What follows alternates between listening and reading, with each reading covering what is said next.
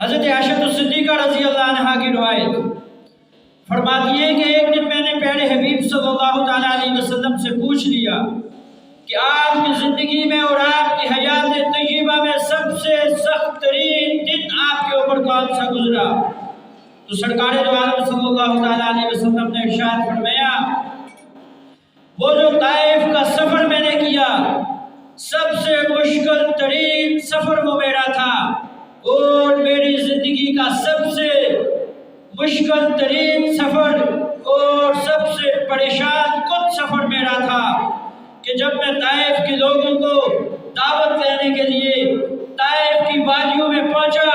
تو طائف کے بڑے بڑے سردار ان کو جمع کیا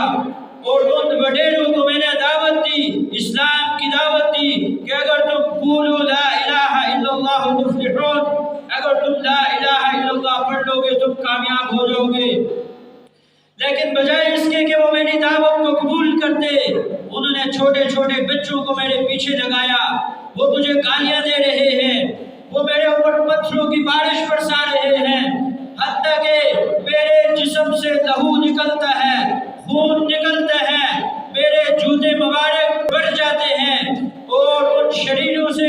اور ان چھوٹے چھوٹے بچوں سے جب مجھے پناہ ملتی ہے ایک درخت کے نیچے اور اس کی اوٹ میں بیٹھ کر جب میں اپنے زخموں کو دیکھتا ہوں، جبریل امین تشریف لاتے ہیں۔ پیارے حبیب، ان طائف والوں نے آپ کو بہت ستایا، انہوں نے آپ کو پتھر مارے، انہوں نے آپ کو زخمی کیا، انہوں نے آپ کو گالیاں دی ہیں، انہوں نے آپ کو بہت ستایا، اگر مجھے اجازت دو میرے ساتھ یہ پہاڑوں کا فرشتہ بھی موجود ہے،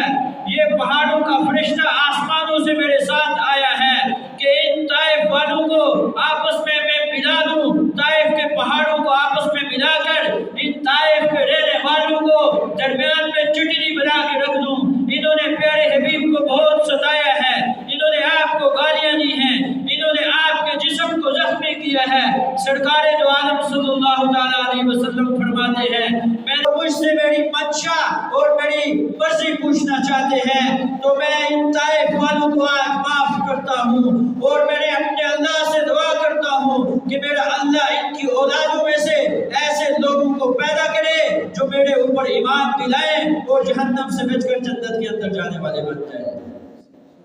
ایسا نبی میرے اللہ نے ہمیں عطا کر دیا۔ ایک روایت کے اندر آتا ہے وہ اپریل کی کڑک دھوپ ہے، سرکار دو عالم صلی اللہ تعالیٰ علیہ وسلم اونٹنی کے اوپر بیٹھے ہیں اور اونٹنی جیسی بے آرام سواری ہے، سرکار دو عالم صلی اللہ تعالیٰ علیہ وسلم اس کے اوپر تشریف فرما ہے اور اپنے ہاتھوں کو آسمان کی طرف بلند کیا ہے اور 6 گھنٹے تک میرے اور آپ کے لیے دعا کرتے رہے ہیں، یا اللہ میری اس امت کو معاف فرما، یا اللہ میری اس امت کو معاف فرما۔